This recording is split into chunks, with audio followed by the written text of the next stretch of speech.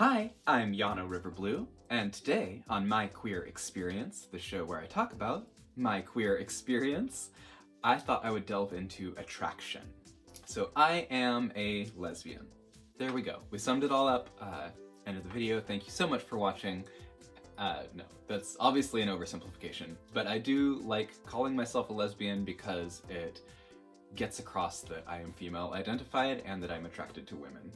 In my video about identity, I kind of offhandedly mentioned that people read me as a gay man, which is because people continue to conflate, our sex, our gender identity, and our attraction. Those are all separate things. I think any educated person knows that at this point, but it's still easy to make assumptions, and there's still people that can't grasp that simple concept. And even though those are separate things, they're all very interconnected and inform each other. As a trans lesbian, I think early on I had a difficult time kind of separating this woman is so attractive, I am attracted to her, and I want to be like this woman. Also, one of the ways that I feel more female identified and less male identified is the stereotypes of female attraction versus male attraction. I have had very few sexual partners in my life, and all of those people are people that I was friends with first, that I developed a deepening connection to, and that connection became physical. Whereas I felt pressured to be a man by being hypersexual and hypersexualizing women. I also have identified as asexual for sections of my life, which basically were just periods where I was not partnered.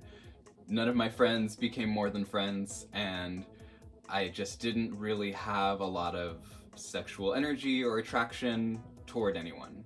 I don't know if I have enough to go into to make a whole video about asexuality, but the ace community is really grown in visibility over the last few years, which I love to see. And learning more about asexuality helped me on my journey of understanding myself. I think one of the main things is, like any attraction, it is a spectrum. And while I am lesbian identified, that is also a spectrum. My childhood crushes were all female, also best friends that I developed romantic feelings for.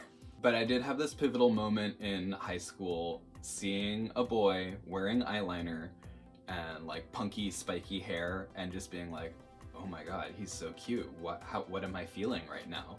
And I think again, that was wrapped up in someone, a boy wearing eyeliner, expressing their femininity, where I was like, oh, I want to be that. Do I want to be with that, or do I want to be that? And just figuring out my, my burgeoning teen development. So being in the San Francisco Bay Area drag scene in my early 20s, there were a lot of gay men. Most people assumed I was a gay man. I would actually frequently have to reverse out myself. No, that's not my roommate, that's my partner. And that has continued throughout my life. Another thing about being in the drag scene is I was just surrounded by very androgynous people of all bodies and genders. And I did find a lot of them attractive. I definitely have kissed a couple boys, but not done more than that. My partners have all been female.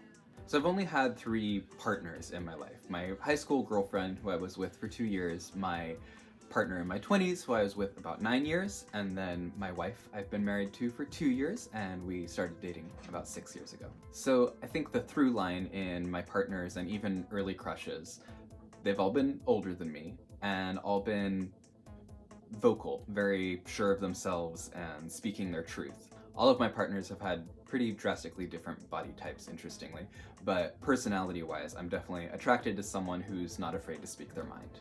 I do find trans women really attractive. Part of that is seeing myself reflected. I think as trans women, we go through so much thinking about how we want to present ourselves in the world, and that's a quality that I find attractive because I relate to it. I could identify as pansexual if I wanted to. That would be a label that might fit me, but because my sexual experience is so limited, I have a more difficult time claiming that identity as my own. The word gay I'm also less comfortable with. I definitely am gay, and there's contexts where I would describe myself as gay, and I'm okay with it.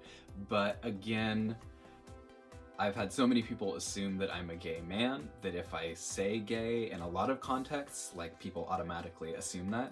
So I'm a lesbian.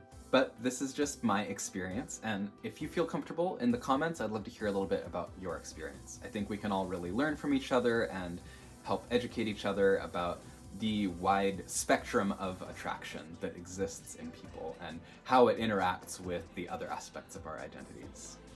Thank you so much for watching, and I'll talk to you soon. If you want early and exclusive access to some of my art and to help support what I do, check me out on Patreon. Subscribing, liking, and sharing my content also helps me out, and you can find all the relevant links below.